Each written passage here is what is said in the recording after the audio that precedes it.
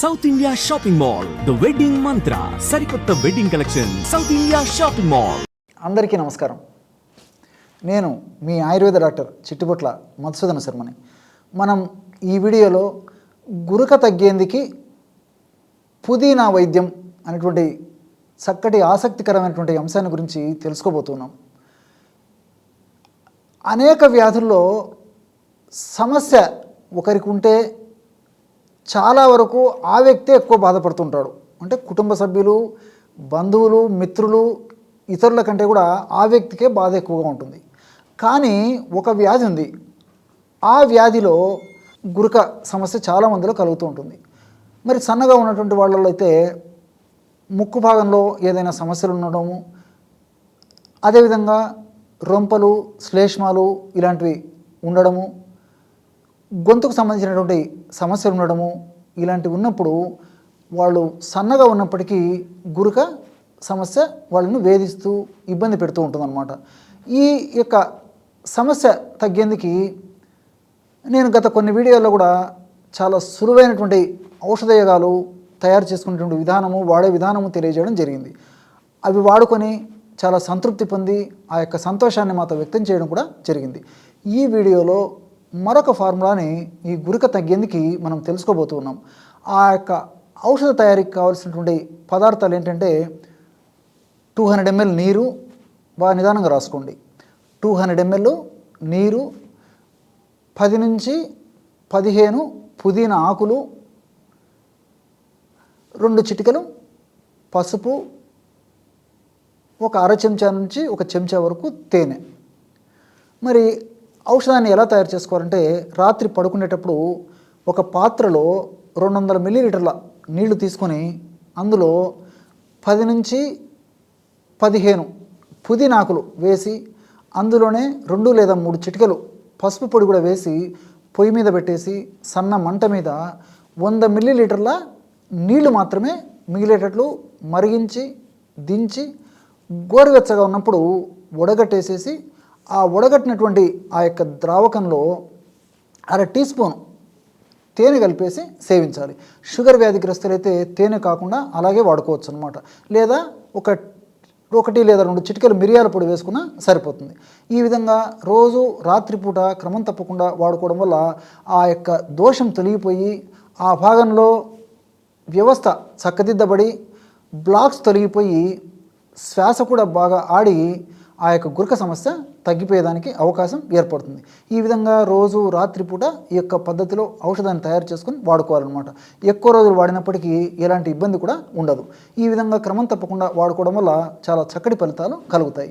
అంతేకాకుండా ఈ గురక సమస్య వచ్చినప్పుడు కొన్ని రకాలైనటువంటి ఆహార నియమాలు కూడా పాటించాలి. ఎలాంటివంటే, వీలైనంత వరకు పెందలాడే ఆహారం తీసుకుంటుండాలి. రాత్రి లేట్ అవర్స్లో ముఖ్యంగా ఈ సమస్య ఉన్నటువంటి వాళ్ళు ఆహారం తీసుకోకూడదు అనమాట. అంతేకాకుండా తేలిగ్గా జీర్ణమయ్యేటువంటి ఆహారాన్నే ముఖ్యంగా సాయంత్రం పూట పెందలాడే తీసుకుంటుండాలి. సహజ సిద్ధంగా, ప్రకృతి సిద్ధంగా లభించేటువంటి పళ్ళు, ఆకుకూరలు, కూరగాయలు, డ్రై నట్స్, డ్రై ఫ్రూట్స్ ఇలాంటివే తీసుకోవడానికి ప్రయత్నం చేయాలి. ఇలా చిన్న చిన్న జాగ్రత్తలు తీసుకుంటూ, అదేవిధంగా ముఖ్యంగా రాత్రిపూట ఈ ఐస్ క్రీమ్స్ కానీ, ఆయిల్ ఫుడ్స్ కానీ ఇలాంటివన్నీ కూడా పూర్తిగా అవాయిడ్ చేయాలన్నమాట. ఇలాంటి చిన్న చిన్న జాగ్రత్తలు తీసుకోవడం వల్ల గురక సమస్యకు చాలా త్వరగా చెక్ పెట్టవచ్చు. అంతేకాకుండా రోజు ఏదో ఒక వ్యాయామం అంటే running, walking, skipping, jumping, swimming, ఇలా ఏదో ఒక వ్యాయామము మీకు ఏది వీలైతే ఆ వ్యాయామము ఏ సమయంలో వీలైతే ఆ సమయంలో వారంలో 5 రోజుల పాటు 30 నుంచి 45 నిమిషాల పాటు చేస్తుండాలన్నమాట. ఇలాంటి చిన్న చిన్న ఎక్సర్సైజ్ చేస్తూ ఆహార నియమాలు పాటిస్తూ ఈ యొక్క ఔషధాన్ని సేవించడం వల్ల చాలా త్వరగా సత్ఫలితాలు కలిగేటువంటి పరిస్థితి ఏర్పడుతుంది. అంతేకాకుండా మరి ఈ రోజుల్లో శాస్త్ర సాంకేతిక పరిజ్ఞానం బాగా పెరిగిపోయింది కాబట్టి మరి ఆ యొక్క శాస్త్ర సాంకేతిక పరిజ్ఞానాల ద్వారా మనం ఈ యొక్క భ్రామరీ ప్రాణాయామము, అదేవిధంగా ధనురాసనము ఇలాంటివి మనం గూగుల్ సెర్చ్లో నెట్లో చూస్తే తెలిసిపోతుంది అనమాట.